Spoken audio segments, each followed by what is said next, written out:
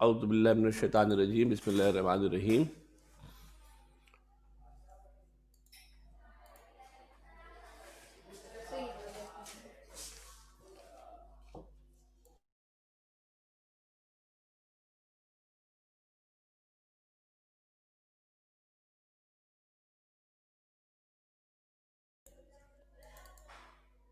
Chapter number 17 हम पढ़ रहे हैं। अगर आपको याद हो, इंशाल्लाह आज कोशिश ये करेंगे कि चैप्टर नंबर 17 के हवाले से भी जनाब अली जो है वो कुछ पास पेपर के हवाले से भी कुछ चीज़ें डिस्कस करने की कोशिश करेंगे, और चैप्टर कहाँ पे हमारा है और कहाँ पे नहीं है इसको भी जनाब डिस्कस करेंगे।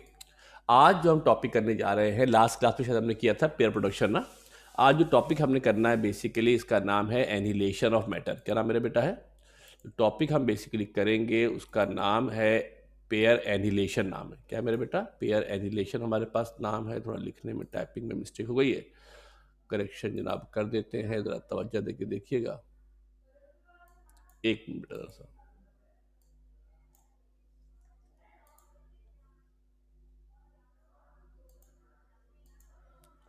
टॉपिक हम करेंगे, टॉपिक का नाम है पेयर एनिहिलेशन। हमारे पास जनाब टॉपिक का नाम है, और एक पेयर एनिहिलेशन क्या होता है ज़रा तवज्जो से देखिएगा। इसको समझने के लिए आपको जो कल हमने टॉपिक किया था कौन सा, पेयर प्रोडक्शन का, वो टॉपिक आपके जहन में होना चाहिए।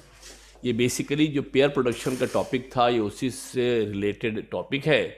और पेयर प्रोडक्शन में हमने कल क्या देखा था कि पेयर प्रोडक्शन में एक फोटोन कन्वर्ट हो सकता है किसके अंदर, फोटोन कन्वर्ट हो जाता है किसके अंदर, इलेक्ट्रॉन में, और पॉजिट्रॉन में कन्वर्ट हो जाता है। पेयर एनिहिलेशन इसका रिवर्स या इसका अपोजिट फिनोमेना है। क्या है ज़रा देख लें, निस्बतन थोड़ा सा आसान है, इतना मुश्किल नहीं है, छोटा सा ये न्यूमेरिकल इसकी इंपॉर्टेंट है, एग्जाम के अंदर पूछ लेते हैं। इस चैप्टर 17 के अंदर सबसे बड़ा प्रॉब्लम ही यही है, इसके अंदर छोटे छोटे से न्यूमेरिकल्स हैं जिनका सर ना पैर है। तो वो न्यूमेरिकल जब पेपर के अंदर आते हैं तो बड़ी तकलीफ आपको हो जाती है, इसलिए कि वो फिर आपको अंदाज़ा नहीं होता। आपने मोटे मोटे टॉपिक पढ़े हुए होते हैं, उनके फार्मूले आपके जहन में होते हैं, छोटे छोटे कोने खुदरे के टॉपिक होते हैं जिनके फार्मूले आपके जहन में नहीं होते हैं, तो वो आपको ज़रा सा जो है वो प्रॉब्लम क्रिएट करते हैं। टॉपिक जरा आप कर रहे हैं, टॉपिक का नाम है पेयर प्रोडक्शन, पेयर एनिहिलेशन। क्या नाम रहता है? पेयर एनिहिलेशन हमारे पास है। कल पेयर प्रोडक्शन में क्या देखा था हमने कि फोटोन से पैदा हो रहा था कौन, इलेक्ट्रॉन पैदा हो रहा था, पॉजिट्रॉन पैदा हो रहा था। Pair there exist an inverse process to pair production. Pair production का एक रिवर्स इनवर्स प्रोसेस होता है, उल्टा होगा, कॉल्ड पेयर एनिहिलेशन। इसका नाम होता है पेयर एनिहिलेशन कहा जाता है। किसका इन्वर्स है? पेयर प्रोडक्शन का इन्वर्स है। पेयर प्रोडक्शन में क्या हुआ था, एक एक इलेक्ट्रॉन, क्या देखा था आपने, एक फोटोन था, और वो फोटोन कन्वर्ट हो गया था किसके अंदर, पॉजिट्रॉन के अंदर, और इलेक्ट्रॉन के अंदर कन्वर्ट हो गया था। इन्वर्स काम होगा, उल्टा काम होगा। उल्टे काम में क्या हो जाएगा बेटा, इसको रिवर्स करो तो, अगर अगर दो एंटी पार्टिकल, पॉजिट्रॉन और इलेक्ट्रॉन कौन होते हैं, एंटी पार्टिकल होते हैं। अगर दो एंटी पार्टिकल एक दूसरे के साथ हेड ऑन कोलिजन करें, अगर दो एंटी पार्टिकल, एंटी के मतलब क्या हो जाएगा, एक दूसरे के रिवर्स हो, जैसे कि इलेक्ट्रॉन होता है, पॉजिट्रॉन होता है। अगर दो एंटी पार्टिकल एक दूसरे के साथ क्या करते हैं मेरे बेटा, हेड ऑन कोलिजन करते हैं, टकराते हैं, तो उसके नतीजे में हमारे पास फोटोन पैदा होता है। क्या पैदा होता है बेटा? पहले फोटोन से इलेक्ट्रॉन पॉजिट्रॉन पैदा हुए थे, यह इलेक्ट्रॉन पॉजिट्रॉन से कौन पैदा होगा मेरे बेटा, आपका इलेक्ट्रॉन पॉजिट्रॉन से क्या होगा, आपका फोटोन पैदा होगा। और फोटोन भी एक नहीं पैदा होंगे, फोटोन दो पैदा होंगे। फोटोन भी एक नहीं पैदा होगा, बल्कि फोटोन कितने होंगे, दो फोटोन हमारे पास पैदा होंगे। तवज्जो देकर जुमले को गौर से सुनिएगा और तवज्जो से समझिएगा। कह ये रहे हैं, in pair annihilation a particle and its anti particle collides, टकराते हैं, हेड ऑन कोलिजन, आपस में टकराते हैं, एंड एनिहिलेट ईच अदर, एक दूसरे को खत्म कर देते हैं, वैनिश कर देते हैं। The total energy of the particle, जो पार्टिकल की जो टोटल एनर्जी होती है, जो ये दोनों वैनिश हो जाएंगे, एक दूसरे को खत्म कर देंगे, एक दूसरे को खत्म कर देंगे, तो उनके अंदर जो एनर्जी होगी, जब ये एक दूसरे को खत्म करेंगे तो इनके अंदर जो एनर्जी होगी वो कहीं ना कहीं तो जाएगी, जो एनर्जी होगी वो कहीं ना कहीं तो जाएगी। ये एनर्जी इलेक्ट्रोमैग्नेटिक रेडिएशन की सूरत में, इलेक्ट्रोमैग्नेटिक रेडिएशन से मुराद होती है फोटोन। इलेक्ट्रोमैग्नेटिक जब मैं रेडिएशन बोलता हूं तो इलेक्ट्रोमैग्नेटिक रेडिएशन के मतलब क्या होगा मेरे बेटा, फोटोन की सूरत में अपीयर होती है। क्या होती है मेरे बेटा? ये इलेक्ट्रोमैग्नेटिक रेडिएशन फोटोन की सूरत में अपीयर हो जाती है। In pair annihilation a particle and its anti particle collide, टकराते हैं and annihilate each other. The total energy of the two particle appear as electromagnetic radiation. जो टोटल एनर्जी होती है वो इलेक्ट्रोमैग्नेटिक रेडिएशन यानी कि फोटोन की सूरत में जाहिर हो जाती है। तो देखिएगा, एक मेरे पास हमारे पास इलेक्ट्रॉन है और एक हमारे पास कौन है मेरे बेटा? फर्ज करते हैं पॉजिट्रॉन। जो ई नेगेटिव होता है ये इलेक्ट्रॉन होता है, जो ई पॉजिटिव होता है ये पॉजिट्रॉन होता है। ये बताया था ना बेटा आपको, ई नेगेटिव होता है उसको इलेक्ट्रॉन कहते हैं, ई पॉजिटिव को पॉजिट्रॉन कहते हैं। जब ये कोलाइड करते हैं, टकराते हैं, तो उसके नतीजे में हमारे पास क्या होता है मेरे बेटा? उसके नतीजे में हमारे पास प्रोड्यूस होते हैं, पैदा होते हैं दो फोटोन। यहाँ मैंने बनाया एक ही है मगर ये दो फोटोन पैदा होते हैं। क्या होते हैं बेटा? यहाँ पर दो फोटोन पैदा होते हैं और ये दो फोटोन अपोजिट डायरेक्शन में ट्रेवल करते हैं। दो फोटोन पैदा होते हैं और ये दो फोटोन कहाँ ट्रेवल करते हैं? अमूमी तौर पे ये दो फोटोन होते हैं, ये दो फोटोन हमारे अपोजिट डायरेक्शन में ट्रेवल करते हैं। तो देखिए, गौर से देखिएगा, जिस तरीके से आपका एक फोटोन निकला है ऐसे ही आपका एक फोटोन और निकलेगा। दो फोटोन हमारे पैदा होंगे। एक फोटोन नहीं होगा, कितने फोटोन होंगे? दो फोटोन हमारे पास जनाब पैदा हो जाएंगे। एक और डायग्राम में देख लेते हैं मेरे बेटा कि एक पॉजिट्रॉन है, ये पॉजिट्रॉन मेरे पास आया और ये इलेक्ट्रॉन से टकराता है। इससे टकराता है बेटा? आपके पास इलेक्ट्रॉन से टकराता है, जिसके नतीजे में दो गैमा रे फोटोन पैदा होते हैं। दो क्या पैदा होते हैं? दो फोटोन पैदा होते हैं और ये दोनों फोटोन अमूमी तौर पे अपोजिट डायरेक्शन में ट्रेवल करते हैं। ये दो फोटोन अमूमी तौर पे कहाँ ट्रेवल करते हैं मेरे बेटा? अपोजिट डायरेक्शन में ये दो इलेक्ट्रॉन मूव करते हैं। ये दोनों जो आपके पार्टिकल पैदा होते हैं, ये दोनों पार्टिकल अपोजिट डायरेक्शन में ट्रेवल करते हैं। कहाँ ट्रेवल करते हैं मेरे बेटा? अपोजिट डायरेक्शन में जनाब जो है वो ट्रेवल करते हैं। तवज्जो से एक जुमला और देख लेते हैं और से, अगर m नॉट हमारे पास मास ऑफ इलेक्ट्रॉन हो और मेरे बेटा, तो इसकी एनर्जी कितनी होगी? अगर m नॉट हमारे पास इलेक्ट्रॉन का रेस्ट मास हो और जो पॉजिट्रॉन होता है उसका रेस्ट मास भी क्या होता है? m नॉट होता है। तो लिहाजा उसकी एनर्जी कितनी होगी? m नॉट सी स्क्वायर होगी। जरा गौर से देखिएगा, क्योंकि ज़रा शॉर्ट में करेंगे, इसको ज़्यादा डिटेल में करेंगे नहीं, जिस तरह जितनी डिटेल में हमने पहले वाला किया था। यहाँ ज़रा जुमला ये पहले आ जाएगा, in case of electron and positron. अगर इलेक्ट्रॉन और पॉजिट्रॉन हमारे पास पार्टिकल हों, अगर इलेक्ट्रॉन और पॉजिट्रॉन हमारे पास पार्टिकल हो, तो ज़रा तवज्जो दे के गौर से देखिएगा, इलेक्ट्रॉन का रेस्ट मास m नॉट होगा, तो उसकी एनर्जी कितनी होगी? m naught C square. सुनना गौर से, तवज्जो दे के, जो इलेक्ट्रॉन होता है उसका रेस्ट मास कितना होता है? m नॉट होता है। जब उसका रेस्ट मास m नॉट होगा तो उसकी एनर्जी कितनी होगी? m नॉट सी स्क्वायर होगी। जो पॉजिट्रॉन है उसकी एनर्जी कितनी होगी? उसका भी रेस्ट मास m नॉट होता है। इलेक्ट्रॉन और पॉजिट्रॉन ये दोनों एंटी पार्टिकल होते हैं, आइडेंटिकल होते हैं, दोनों के मास सेम होते हैं। क्या होते हैं? दोनों के मास सेम होते हैं, लिहाजा इलेक्ट्रॉन से जो एनर्जी इलेक्ट्रॉन के मास की जो एनर्जी होगी वो m नॉट सी स्क्वायर होगी और जो पॉजिट्रॉन होगा उसकी एनर्जी भी कितनी होगी? m नॉट सी स्क्वायर होगी। सुनना गौर से, एक m naught C square electron में होगा, एक m नॉट सी स्क्वायर किसके अंदर होगा? पॉजिट्रॉन के अंदर होगा। ये दोनों जब मूव कर रहे होंगे तो इनके अंदर काइनेटिक एनर्जी भी होगी। ये दोनों मूव कर रहे होंगे तो उनके अंदर क्या होगी? जब ये दोनों मूव कर रहे होंगे तो इनके अंदर क्या होगी? काइनेटिक एनर्जी भी होगी। जब ये टकराएंगे दोनों एक दूसरे के साथ तो सारे मास से सारी एनर्जीज खत्म हो जाएंगी। सारे मास से सारी एनर्जीज क्या होंगी? जो फोटोन की एनर्जी थी m नॉट सी, जो पॉजिट्रॉन की एनर्जी थी m नॉट सी स्क्वायर, वो भी खत्म हो जाएगी। जो इलेक्ट्रॉन की एनर्जी थी m नॉट सी स्क्वायर, वो भी खत्म हो जाएगी। जो इलेक्ट्रॉन और पॉजिट्रॉन की काइनेटिक एनर्जी थी वो भी खत्म हो जाएगी। सब सारी एनर्जी खत्म हो जाएगी और उस एनर्जी के बदले दो फोटोन पैदा हो जाएंगे। यहां जरा तवज्जो देखिए, अगर डायग्राम को गौर से देखने की कोशिश करें, डायग्राम को जरा समझा देते हैं। ये पॉजिट्रॉन आ रहा है मेरे बेटा, ये इलेक्ट्रॉन मौजूद है, एक इलेक्ट्रॉन है एक पॉजिट्रॉन है, ये दोनों ये इलेक्ट्रॉन है ये पॉजिट्रॉन है। थोड़ी सी डायग्राम को सही कर देते हैं। ये मेरे पास मेरे बेटा इलेक्ट्रॉन है, ज़रा तवज्जो से गौर से देख लेना, ये इलेक्ट्रॉन है मेरे बेटा, ये पॉजिट्रॉन है। एक इलेक्ट्रॉन है, एक मेरे पास पॉजिट्रॉन है। एक इलेक्ट्रॉन मेरे पास है, एक मेरे पास चंदा पॉजिट्रॉन है, ये दोनों टकरा रहे हैं। सुनना ज़रा गौर से, मैं थोड़ा सा आपको और डायग्राम बेहतर कर देता हूँ, ज़रा आपको समझने में आसानी हो जाएगी। ये वाला जो पार्ट है जो मैं बना रहा हूँ इस वक्त मेरे बेटा, ये आप फर्क करते हैं रेड कलर से बना देते हैं। ये रेड कलर से मेरे पास पॉजिट्रॉन है। कौन है बेटा के पास? ये पॉजिट्रॉन है। और मेरे बेटा मैं एक और बना देता हूँ, फर्ज करो ग्रीन कलर से बना देता हूँ। ये मेरे पास कौन है मेरे बेटा? इलेक्ट्रॉन है। ये मेरे पास कौन है? इलेक्ट्रॉन है। ये पॉजिट्रॉन और इलेक्ट्रॉन एक दूसरे के साथ टकराते हैं। पॉजिट्रॉन में एनर्जी m0c² होगी, इलेक्ट्रॉन में एनर्जी m0c² होगी। अगर ये मूव करते हुए आ रहे हैं, सुन लेना बेटा गौर से, अगर ये चलते हुए आ रहे हैं, मूव करते हुए आ रहे हैं, तो यकीनन लाजमी तौर पे इनके अंदर कोई काइनेटिक एनर्जी भी होगी। इनके अंदर क्या होगी? कोई काइनेटिक एनर्जी भी होगी। ये तमाम के तमाम एनर्जीज वैनिश हो जाएंगी और उसके नतीजे में हमारे पास तमाम की तमाम एनर्जीज वैनिश हो जाएंगी और उसके नतीजे में हमारे पास एक नहीं दो फोटोन पैदा होंगे। कितने मेरे बेटा? एक नहीं दो फोटोन हमारे पास पैदा हो जाएंगे। अब जरा गौर से देखना कि कंजर्वेशन ऑफ एनर्जी को अगर हम अप्लाई कराएं, सुनना गौर से, कंजर्वेशन ऑफ एनर्जी को अगर हम फॉलो करें, कंजर्वेशन ऑफ एनर्जी को अगर हम अप्लाई कराएं, तो कंजर्वेशन ऑफ एनर्जी क्या कहती है? एनर्जी की एक फॉर्म दूसरी फॉर्म के बराबर होगी। जो पॉजिट्रॉन आ रहा था उसकी एनर्जी m0c² थी, इलेक्ट्रॉन आ रहा था उसकी एनर्जी m0c² थी। दोनों को मिलाकर कितनी एनर्जी हो गई? 2m0c² हो गई। ये 2m0c² एनर्जी वैनिश कर जाएगी, पॉजिट्रॉन की काइनेटिक एनर्जी वैनिश कर जाएगी और इलेक्ट्रॉन की काइनेटिक एनर्जी वैनिश कर जाएगी। ये तमाम के तमाम एनर्जी 2m0c² कौन सी एनर्जी है? इलेक्ट्रॉन पॉजिट्रॉन दोनों की मिलाकर एनर्जी है।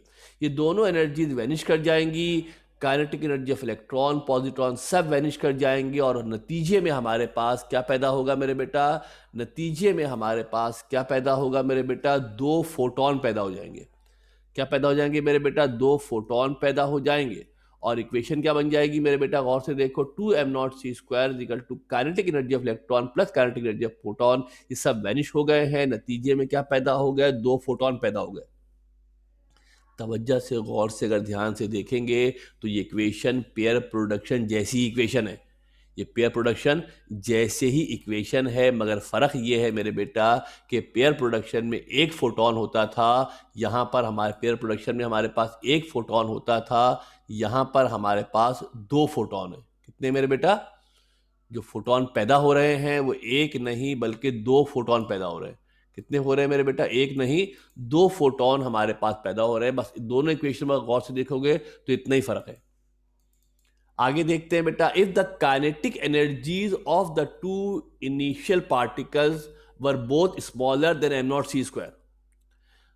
सुनना जरा गौर से, अगर काइनेटिक जो एनर्जी होती है दोनों पार्टिकल की बहुत ही स्मॉल है, इनकी जब वो मूव कर रहे हैं उनकी एनर्जी बहुत ही कम है, बहुत ही स्मॉल अगर उनकी एनर्जी है, the total momentum before the collision would be close to zero.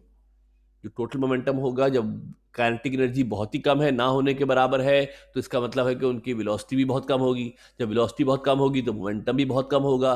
Momentum बहुत कम होने के मतलब ये है कि मोमेंटम करीब करीब जीरो के बराबर होगा। From conservation of momentum, momentum की कंजर्वेशन के मुताबिक the momentum after inhalation must also be approximately zero. अगर तो पहले जीरो था तो बाद में भी क्या होगा? आपके पास जीरो होगा। एंड द ऑन, दोनों के मोमेंटम जीरो होंगे। मोमेंटम क्या होना चाहिए? जीरो होना चाहिए। मगर जब फोटोन निकलेगा, फोटोन तो रेस्ट पे नहीं होगा। फोटोन जो निकलेगा मेरे बेटा, वो फोटोन तो मूव कर रहा होगा।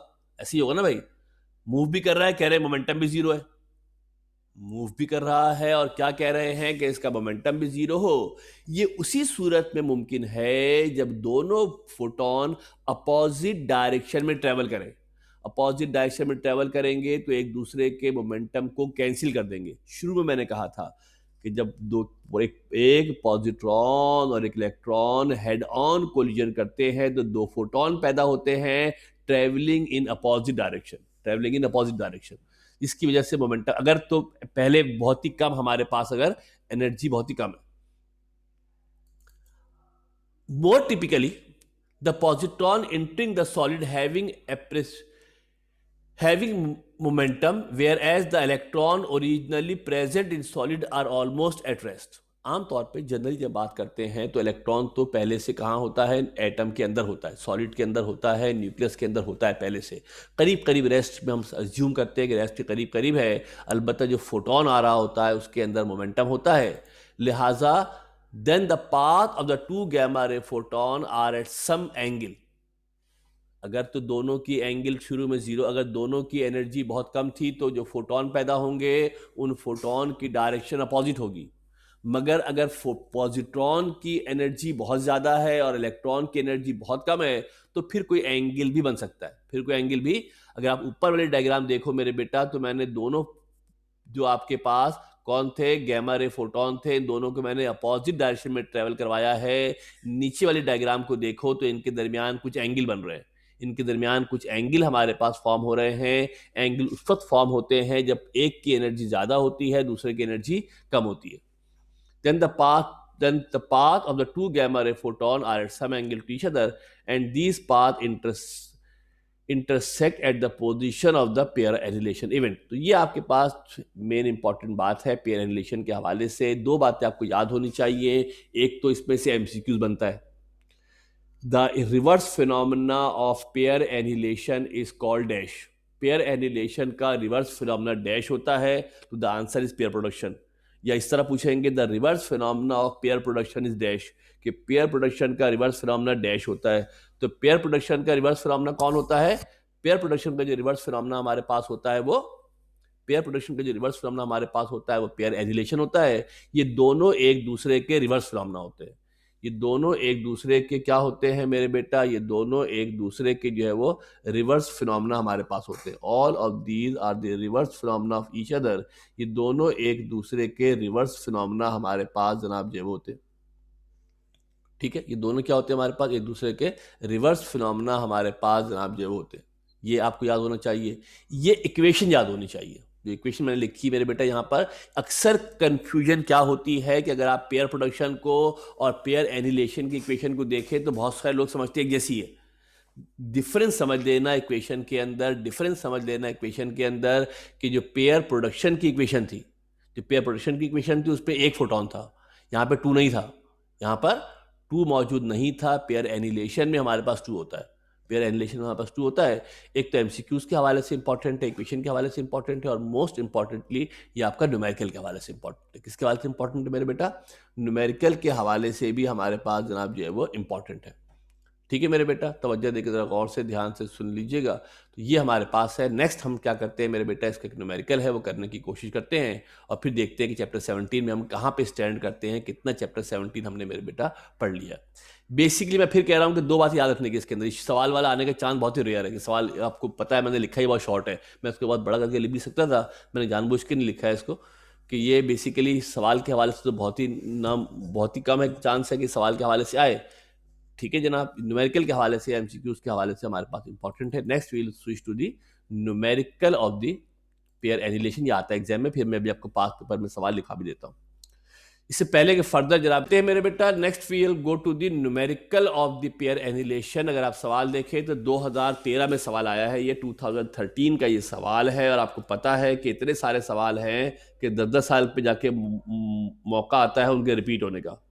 तो ये ज़रा पेयर एनिहिलेशन का न्यूमेरिकल है, 2013 में आया है, किताब का न्यूमेरिकल है, ये बुक का न्यूमेरिकल है, एग्जाम्पल का न्यूमेरिकल है बुक का। ये एक ही न्यूमेरिकल है। वैसे होता है ना, आपने पढ़ा जनाब, आपने पढ़ा जनाब पेयर, आपने पढ़ा कार्नोट इंजन, 10 न्यूमेरिकल कर लिया आपने, एग्जाम में आ गया, तैयारी आपकी है।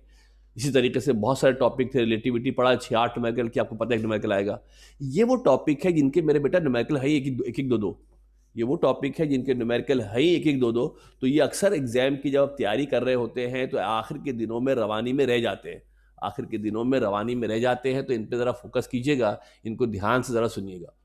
ठीक है मेरे बेटा, pair annihilation occur due to head on collision, आपस में टकरा रहे, of an electron and positron having same kinetic energy. दोनों की काइनेटिक एनर्जी सेम है, दोनों की काइनेटिक एनर्जी सेम है, producing a pair of photon, एक पेयर ऑफ फोटोन पैदा कर रहे हैं। याद रखना, पेयर एनिहिलेशन में दो फोटोन पैदा होते हैं।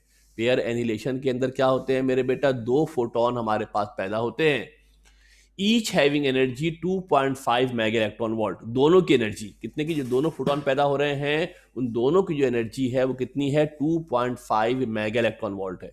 दोनों की एनर्जी कितनी है मेरे बेटा? 2.5 मेगा इलेक्ट्रॉन। दो फोटोन पैदा होते हैं, दोनों की एनर्जी 2.5 मेगा इलेक्ट्रॉन वोल्ट है, energy given direct. what were their kinetic energies before collision?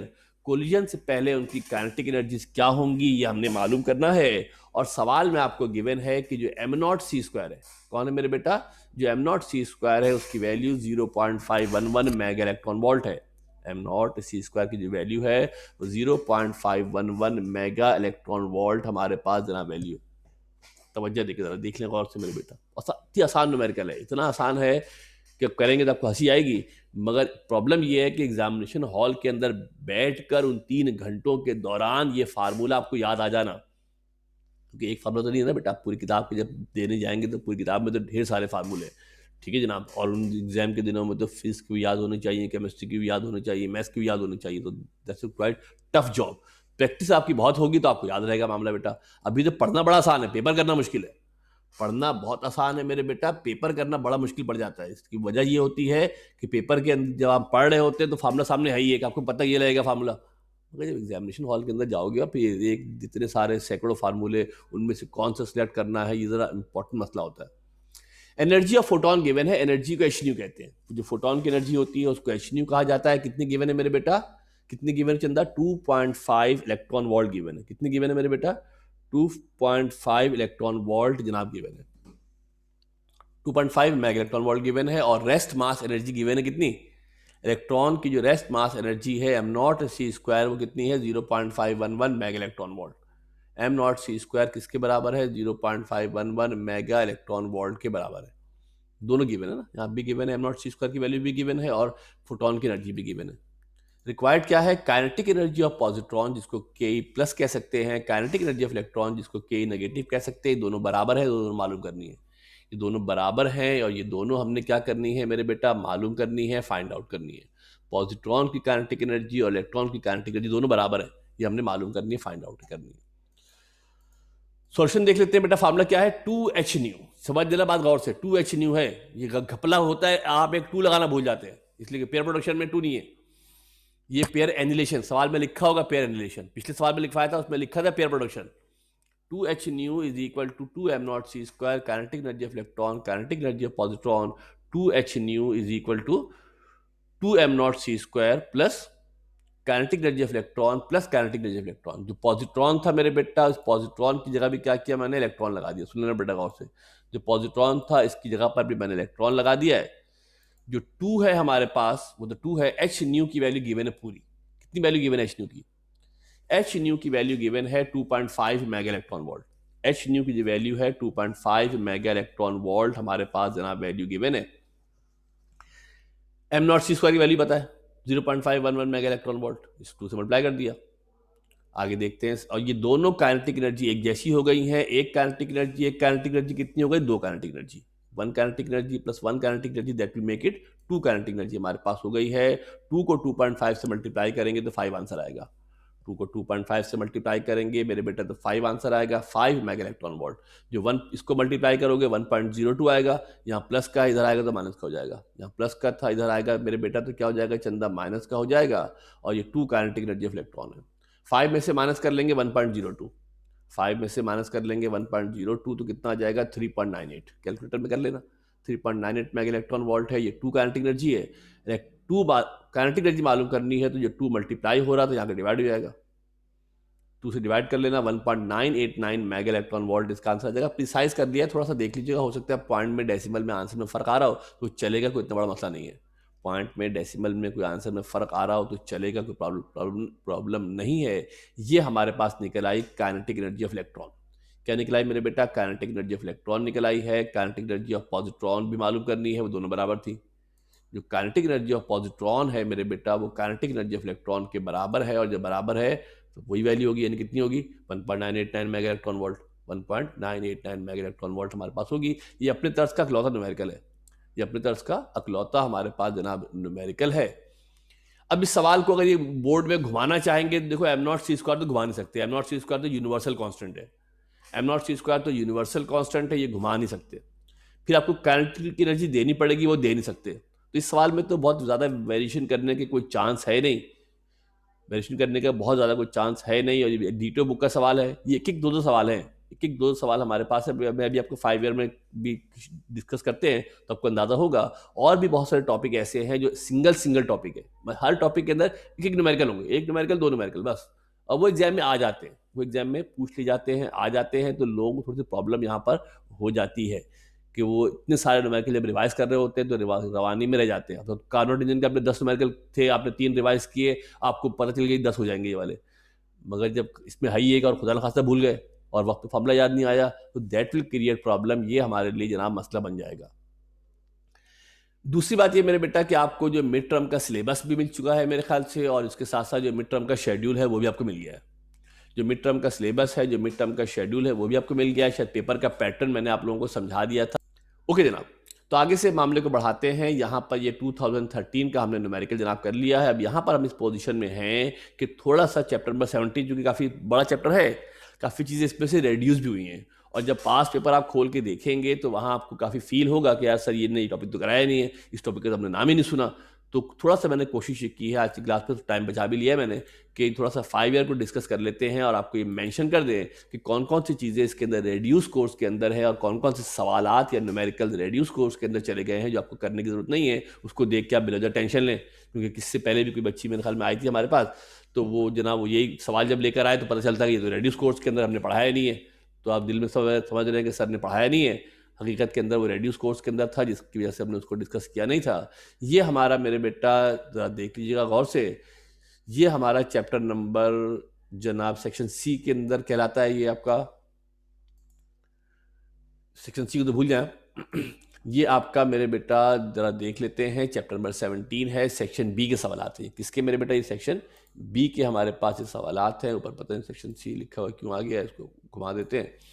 Section B के हमारे पास मेरे बेटा सवालात हैं, और ये सवालात किस तरीके से पूछे गए हैं। ये शॉर्ट के सवालात हैं, दो तरह के सवाल आते हैं, लॉन्ग में आते हैं, शॉर्ट में आते हैं। दो तरह के सवालात हैं, लॉन्ग के अंदर आते हैं, शॉर्ट के अंदर आते हैं।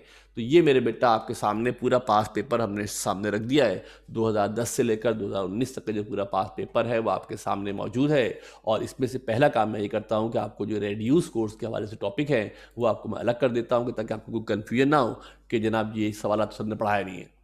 जो ब्लैक बॉडी रेडिएशन हमारे पास है, इत्तेफाक से 2019 का पहला ही सवाल हमारे पास है कि जो ब्लैक बॉडी रेडिएशन है ये आपका रेड्यूस कोर्स के अंदर शामिल नहीं है, नहीं पढ़ाया है, इसको करना भी नहीं है इसको। ठीक है मेरे बेटा, ये हमने करना भी जनाब नहीं है। और आप देखेंगे कि दो पार्ट आए थे। What is the velocity and the momentum of a particle whose rest mass is m0 and kinetic energy is equal to, ये आपका रिलेटिविटी का सवाल है जो हमने कराया भी था आपको।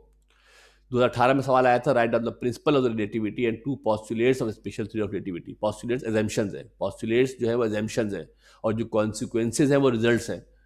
सुन लो बेटा गौर से, जो कॉन्सिक्वेंसेज कहीं पूछा जाएगा तो वो रिजल्ट है, पोस्टुलेट कहीं पूछेंगे तो एजम्पशंस है। क्या बेटा जो एजम्पशन लिखा है, एजम्पशंस कह लें या पोस्टुलेट कह लें, एजम्पशन कह लें या पोस्टुलेट कह लें, कॉन्सिक्वेंसेज बोलूंगा तो रिजल्ट होंगे। अब यहाँ देख लो बेटा, एक्सरेज ऑफ वेवलेंथ इतना है, तब यहाँ जब आता है एक्सरे लिखा हो, बच्चे कहते हैं एक्सरे का न्यूमेरिकल आ गया। भाई एक्सरे का न्यूमेरिकल नहीं है, ये कॉम्पिटेंट इफेक्ट का न्यूमेरिकल है। किसका मेरे बेटा? ये कॉम्पिटेंट इफेक्ट का न्यूमेरिकल है, और यकीनन आपको पता है कि हमने कराया है, कराया ना बेटा हमने न्यूमेरिकल ये। और इसी तरीके से अगर आप गौर से देखेंगे तो ये आपके पास एक और न्यूमेरिकल गिवन है, कौन सा? गिवन दैट ये वाला फोटोन ऑफ वेवलेंथ इतना इतना, ये मेरे ख्याल से टाइपिंग मिस्टेक है, ये 2018 में आया है ये सवाल है बेटा आपका। ये आप फोटोन ऑफ वेवलेंथ इतना इतना, ये हमने क्लास में करा दिया सवाल, अगर आपको याद हो तो। पहले तो वो कर लूँ जो रेड्यूस कोर्स के अंदर है, फिर देखते हैं। पहले रेड्यूस वाले अलग कर देता हूँ, ठीक है बेटा। क्वेश्चन नंबर जो आपको 11 गिवन है, ये चैप्टर नंबर 18 का सवाल है। किसका है मेरे बेटा? ये चैप्टर नंबर लिखा ना 12 सीरीज। अब जो 5 ईयर बनाते हैं ना मेरे बेटा, उनको इतना आइडिया होता नहीं है, तो कुछ सवालात आगे पीछे हो जाते हैं, कुछ सवालात आगे पीछे हो जाते हैं। तो आप जरा थोड़ा सा सबर का मुजाहरा कर ले। जब 12 सीरीज यहाँ पे लिखा हुआ है तो इसका मतलब है कि चैप्टर नंबर 18 का सवाल है। किसका सवाल बेटा? चैप्टर नंबर 18 का हमारे पास जरा भी सवाल है। कहो तो मैं लिख भी देता हूँ यहाँ पर कि ये जो सवाल आपका है ये चैप्टर नंबर 18 का सवाल है। किसका मेरे बेटा? ये चैप्टर नंबर 18 का सवाल है। यहाँ गलती से टाइप हो गया है, ठीक है मेरे बेटा। चैप्टर नंबर 18 का सवाल है, यहाँ पर बस सही हो गया भाई। इस चैप्टर नंबर 18 का हमारे पास जनाब ये सवाल है। तो यहाँ पर हमारे पास इसको ऐसे कर देते हैं, तो गायब ही हो गया, नजर ही नहीं आ रहा। चलो आगे पीछे कर देते हैं। ये चैप्टर नंबर 18 का हमारे पास सवाल है, लिहाजा आप देख लीजिएगा। तो यहाँ तो नहीं करेंगे ना इसको। उसके बाद मेरे बेटा आगे देखते हैं, तो इस पर लिखा हुआ इन अ टीवी पिक्चर ट्यूब। ये टीवी पिक्चर ट्यूब का सवाल है, ये डी ब्रॉगली वेवलेंथ आगे लिखा हुआ है, ये भी हमने नहीं पढ़ाया आपको, ये भी रेड्यूस कोर्स के अंदर है। जो डी ब्रॉगली वेव है ये भी रेड्यूस कोर्स के अंदर है, ये भी सवाल आपको करने की जरूरत नहीं है। ठीक है मेरे बेटा, ये भी आपको करने की जरूरत नहीं है, डी ब्रॉगली वेव का सवाल है। इसके बाद ये सोडियम सरफेस इज एक्सपोज्ड, ये फोटोइलेक्ट्रिक इफेक्ट का सवाल है जो हम पढ़ेंगे। बेसिकली इस चैप्टर में एक ही टॉपिक रह गया है हमारा जिसका नाम है फोटोइलेक्ट्रिक इफेक्ट।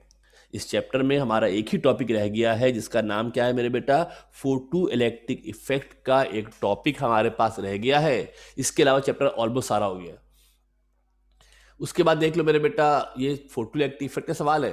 फिर रिलेटिव वेलोसिटी और मोमेंटम का सवाल पूछा है। ये सवाल पिक्चर कौन सा मेरे बेटा, टीवी पिक्चर ट्यूब वाला न्यूमेरिकल दोबारा आ गया है, और यहाँ पर जो टेलीविजन पिक्चर ट्यूब वाला न्यूमेरिकल ही दोबारा आ गया। ये रेड्यूस कोर्स के अंदर है। ये 4 सवाल आपको बताना मकसद ये था कि ये 4 सवाल आपके पास, ये वाला भी अगर देख लो तो ये जो सवाल आपके पास है, ये सवाल ऑल्दो कि यहाँ मौजूद है, मगर आप 5 ईयर देखोगे तो आपके दिमाग में बोलेगा सर पता नहीं कहाँ से आगे सवाल ये। तो ये जो 4 सवाल तो रेड्यूस कोर्स के अंदर है, जिनमें से टेलीविजन पिक्चर ट्यूब वाला जो सवाल है ये तो रिपीट हुआ है, 1 दफ़ा 2 दफ़ा 3 दफ़ा रिपीट हुआ है, 10 में 11 में और 14 में रिपीट हुआ है। इस साल तो ऑलमोस्ट कंफर्म था सवाल ही आता, मगर ये कि वो आपका रेड्यूस कोर्स में चला गया, क्या कर सकते हैं। इसके अलावा मेरे बेटा जो रिमेनिंग अगर आपके सवालात हैं, अगर आप देखो मेरे बेटा, अगर आप रिमेनिंग सवालात को देखो तो हमने किया हुआ है बेटा सब सवाल। ये रिलेटिविटी का सवाल हमारा है कि हमने सवाल कराया था। ये आपके पास क्या है, पोस्टुलेट्स के मतलब कि हमने क्या करना है, एग्जाम्पशन लिखनी है। ये जो सवाल यहाँ लिखा है बेटा, ये वाला फोटोन वाला, ये सवाल 2018 में, यहाँ गलती से लिखा हुआ 16 के अंदर, 18 के अंदर है। ये सवाल आपका कॉम्पिटेंट इफेक्ट का सवाल है, ये भी हमने सवाल करवा दिया आपको। ठीक है ना, रिलेटिविस्टिक मोमेंटम ये सवाल भी करवा दिया आपको हमने, ट्वाइस सब न्यूमेरिकल करवाया आपको हमने।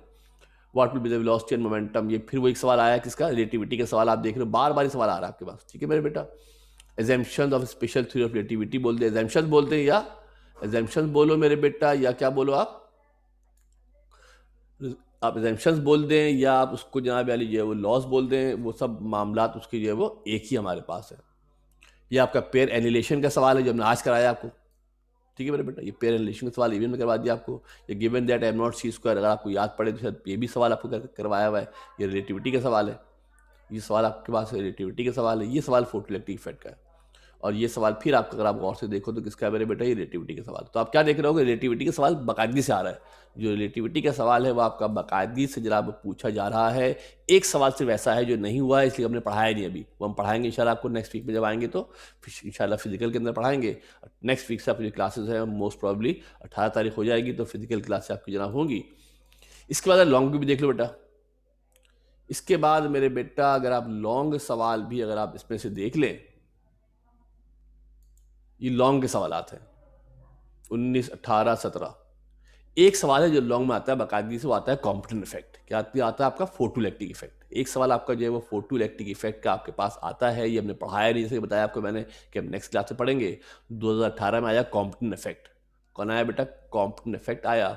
फिर आपके पास एक और सवाल देख लो जो हमने पढ़ाया है आपको, और लॉन्ग सवाल के लिए इंपॉर्टेंट है। What are inertial and non inertial frame of references also give the consequences of special theory of relativity. Consequences का मतलब होता है रिजल्ट। 3 रिजल्ट लिखने होंगे, मास वेरिएशन, टाइम डायलेशन और लेंथ कॉन्ट्रैक्शन। लॉन्ग का सवाल है, ये ख्याल रखिएगा। What are the also give the consequences, result बयान करने हैं आपने जो मास के आपके रिजल्ट थे। 16 में फिर कॉम्पिटेंट इफेक्ट आ गया। फिर आपके पास क्या आया मेरे बेटा, फोटोइलेक्ट्रिक इफेक्ट आया है। फिर कॉम्पिटेंट इफेक्ट आ गया है, फिर फोटोइलेक्ट्रिक इफेक्ट है, फिर कॉम्पिटेंट इफेक्ट है, फिर फोटोइलेक्ट्रिक इफेक्ट है। तो आप अगर गौर से देखो तो ये तो एक ही दफ़ा आया है, कौन सा, रिलेटिविटी वाला। जो रिलेटिविटी वाला सवाल है वो तो एक ही मतलब आया है, मगर अल्टरनेट चलता है। कौन, कॉम्पिटेंट इफेक्ट और पेयर प्रोडक्शन, कॉम्पिटेंट इफेक्ट और फोटोइलेक्ट्रिक इफेक्ट अल्टरनेट चलता है।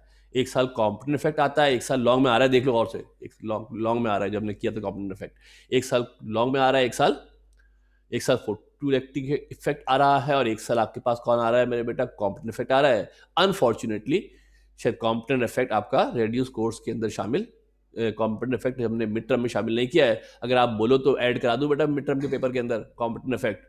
जी मेरे बेटा, करा दूं ऐड। अभी सबका ना ना ना शुरू हो जाएगा, हालांकि इंपॉर्टेंट है, आएगा इस साल एग्जाम के अंदर। मिड टर्म में लिख लोगे, दे दोगे ना, तो आपको याद हो जाएगा इसी बहाने। मिड टर्म के बहाने आपको याद हो जाएगा, वरना रवानी में रह जाएगा। बोलो भाई क्या कहते हो, गानिया दे दे भाई, दे दे कॉम्पिटेंट इफेक्ट इस दफा ऐड कर दे मिड टर्म के अंदर। No sir.